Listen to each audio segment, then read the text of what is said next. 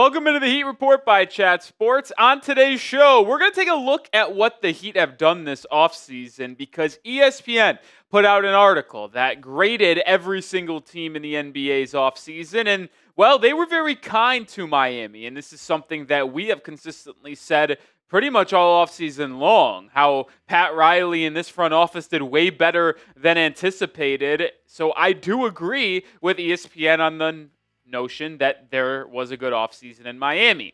Well, let's take a look back at what Miami did with their roster. They had a max players of 15. They sent out 4. They re-signed Davion Mitchell, but then added Kasparas Jakucionis with the 20th overall pick.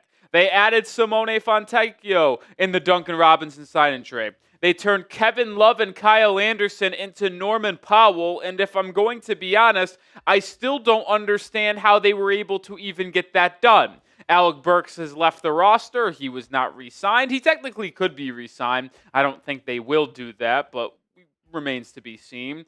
Just the truth is, it's been a good offseason, and it started off on a rocky tenure.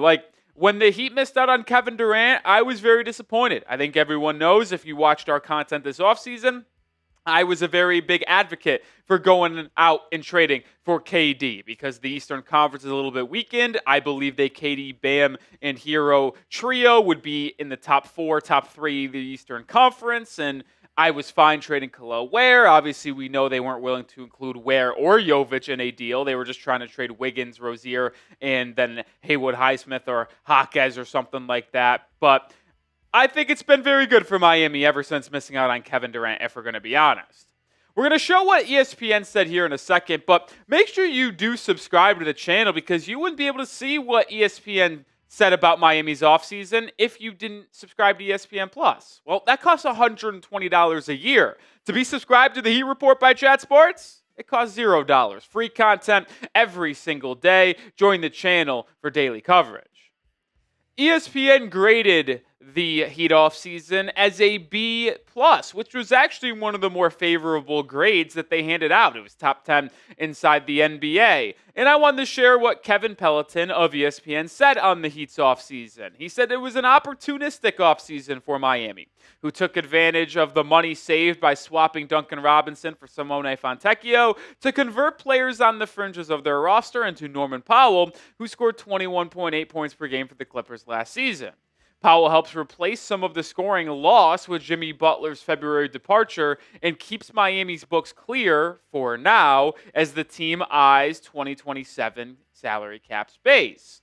And I do agree with ESPN. I think a B+ grade is very, very fair. And as I alluded to just a minute ago, I didn't expect much from this Heat offseason after they missed out on KD. It always felt like this Heat offseason was going to be trying to acquire Kevin Durant at the right price point in their eyes. And if they missed out on KD, they were going to try to maybe trade Andrew Wiggins away, trade Terry Rozier away, save some money, maybe recoup some assets, and then just wait on if a star came available. Well, no stars came available, and they had to make a move that they felt benefited them and was the right price point. And boy, did they find one with Norman Powell. I mean, I go back to this 3-team deal, and I said it earlier, I still don't understand how Miami was able to somehow get this done.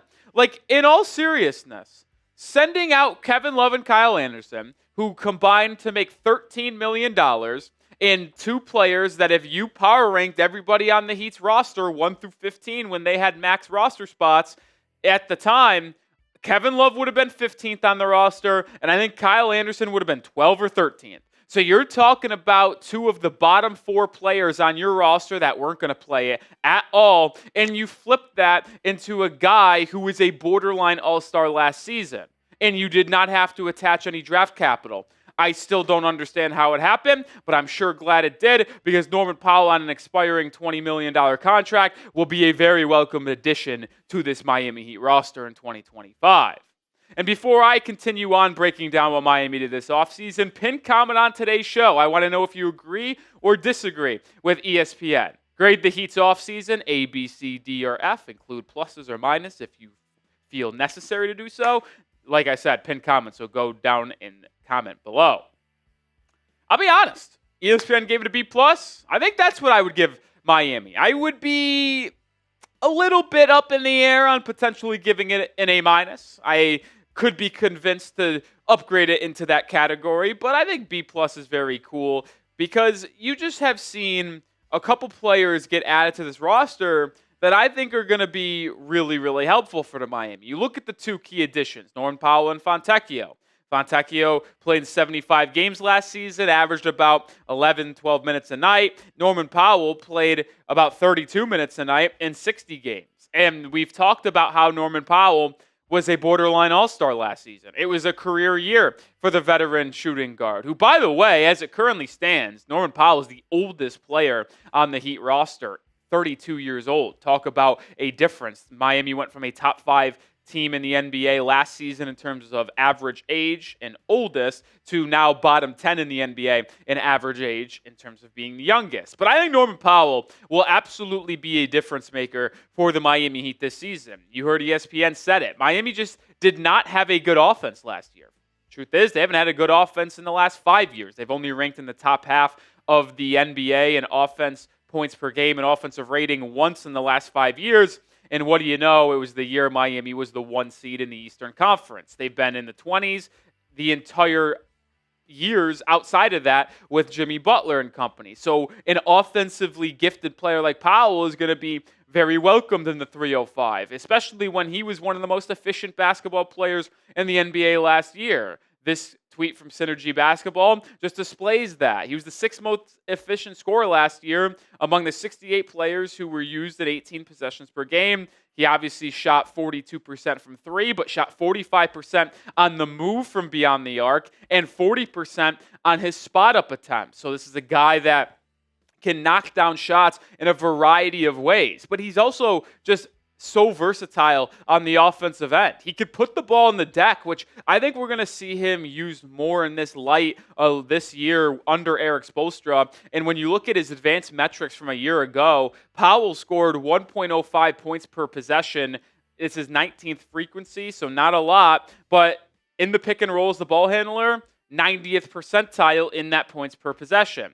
When you compare it to Duncan Robinson, who Powell could be replacing as that movement shooter and scorer, Duncan Robinson was in the 54th percentile in the same amount of frequency. So he is a massive upgrade in terms of that 2 guard that could start next to Tyler Hero because he's better defensively than Duncan Robinson. He's probably not as better as a pure shooter, but he's much better as a scorer off the dribble and as a creator for teammates. And I mentioned that versatility. You look at those advanced metrics that I showed about how he can put the ball in the deck better than the player that he is ultimately replacing in that 2 guard spot as Duncan Robinson. Well, he is just an elite shooter off of the catch as well, and he really thrives off the ball. Last season, he had 1.21 points per possession on spot-ups. That's just absolutely terrific. 24th percent frequency. And then also had 1.12 points per possession on off the screen. So when he's coming off pin downs, when he's coming off curls, he is able to just easily elevate into a shot or use that threat and leverage it into a drive inside to score, which I think is where I want to show next year with Norman Powell. He's not just a shooter, guys. He could score the ball. Shot 45% on floaters. I would like to see that number go up slightly. We know Tyler Hero is one of the best floater guys in the NBA, but he shot 60% on layups, 54% on drives, was in the 82nd percentile in true shooting percentage, and he's a guy that can get to the free throw line as well, which is something that was severely missed in this Heat offense after the Jimmy Butler trade. We know Jimmy is an absolute engine at the line, getting there 8-9 times a night. Norman Powell got there about 5 times a night last year, 4.5. He made 3.5 free throws a night. That's in the 91st percentile. So he gets to the free throw line. He makes his free throws. Norman Powell is going to provide an absolute massive scoring punch for the Miami Heat. More coming here, but I want to let y'all know about this great deal going on at chatsports.com/Heat hat sale. This sweet looking hat, all sizes available. It was $38. You can get it now for just $28, $10 off. Once again, when you go to chatsports.com/heat hat sale, links in the description and comments of today's video. Grab yours today. Absolutely sweet. But I want to now talk about Simone Fontecchio because you just can't sleep on him being someone that can add a lot to this Miami Heat roster. And I feel very confident about Fontecchio. When you look at what he's done in his career, he's been here for 3 years after playing overseas professionally for a while. He signed in the NBA with the Utah Jazz, was traded to the Detroit Pistons in the middle of the 23-24 season. He played really well in that year with his time split with Detroit in Utah, having a career year, shooting 40% from three, averaging 10 points a night. He leveraged that into a 2-year contract extension where he was then traded because he didn't have that much of an impact this year for Detroit. But I believe that he would be able to have more of an impact if he just got more playing time. The Pistons just went with Tobias Harris, with Ausar Thompson, with Ron Holland, with Malik Beasley, with Jaden Ivey for most of the year. So there wasn't just a lot of play time for Fontecchio. If he gets it with Miami, I think he will be very effective. This is a player that relies on the three ball heavily, and when you watch him play, he has a very lightning quick release, and it's a high release point too as well, which makes it difficult for opponents to give a good contest on it. Last season, his three-point rate was 60.9%. That ranks in the 84th percentile. So he is someone who absolutely lives and dies from beyond the arc. But when you look at his shooting quality, which is a metric by Crafted NBA that grades out every shooter in the NBA, he was given a 69.8 grade, which was ranked in the 83rd percentile. So he relies a lot on his ability to shoot the three ball, but he does it at a pretty solid rate, ranking in the 83rd percentile. And when you look at how he was used on offense last season in Detroit, most of it was off the ball, whether it be a spot-up percentage, 35.5%, in the handoff, 9.6%, off a screen, 5.8%, off-ball cutting, 4.7%. He did get out in transition a little bit as well, 25.9% of the time. But the number I am so excited about is the handoff, 9.6%. We know Duncan Robinson was used a lot in the dribble handoffs with Bam Adebayo. Could we see Fontecchio kind of take a little bit of that role off of the bench? The one thing you could talk about with this Heat roster is it is probably improved from last season, but the one thing it could be lacking is shooting off of the bench. And I think Fontecchio is going to be relied upon to really add a lot of that. It'll be curious to see where Miami ultimately goes with their starting lineup. Are they going to start Davion Mitchell next to Hero, Wiggins, Bam, and Ware? Or are they going to go with Norman Powell, Hero, Wiggins, Bam, and Ware, and then bring Davion Mitchell off of the bench? If Norman Powell comes off the bench, well, then there's your off-the-bench shooter and scorer. If he starts, someone's going to have to take on that role as the shooter off the bench. It could be Nikola Jovic. It could be Fontecchio. But I do think Simone could really find a role for this Heat basketball team because Erik Spoelstra, the head coach, values grittiness, toughness, the ability to just make any play that helps winning and puts your body on the line for your teammates. Fontecchio is absolutely willing to do that. And with how I know Erik Spoelstra likes to coach basketball teams, I just see Fontecchio carving out a role for himself. And I would be shocked if he just is sitting on the bench not playing for most of next season.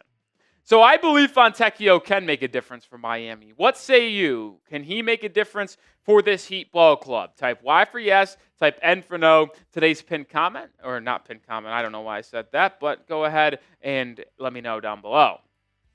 Final word on today's show. I think this has been a very good offseason. I really do. B+, I think is a fair grade from ESPN. It's probably what I would give it. I mentioned that I could be swayed into giving it an A-. I won't. I think this offseason can become an A- or even an A, or a borderline elite offseason for Miami if they're able to move Terry Rozier and get underneath the luxury tax. It would be very beneficial for the Heat to get underneath the luxury tax this year, avoid the repeaters tax penalty, and then they could just hop right back in it next offseason for the 26-27 campaign. Now, they have the ability to stretch this out and really make that happen before April because they just have to get underneath the luxury tax threshold by the time the regular season ends. But if they're able to find a trade partner this offseason for Rozier and enter the year underneath the luxury tax and find a player to replace Rozier on their roster, yeah, that would be an A- offseason without a question. We only have about 2 months until we get into real basketball. I mean, it's crazy to say that. We're approaching August here, 2 months away from October. And that's the heart of the preseason, and the regular season gets underway in the teens and early 20s of October. It's just unbelievable how close we are to Heat basketball. So make sure you're subscribed because we're going to continue to have you covered over the next 2 months with videos every single day. And when Heat basketball is back in the fall and in the winter, we'll be going live and doing watch parties for the games. So join the channel today. Appreciate everyone. Go Heat.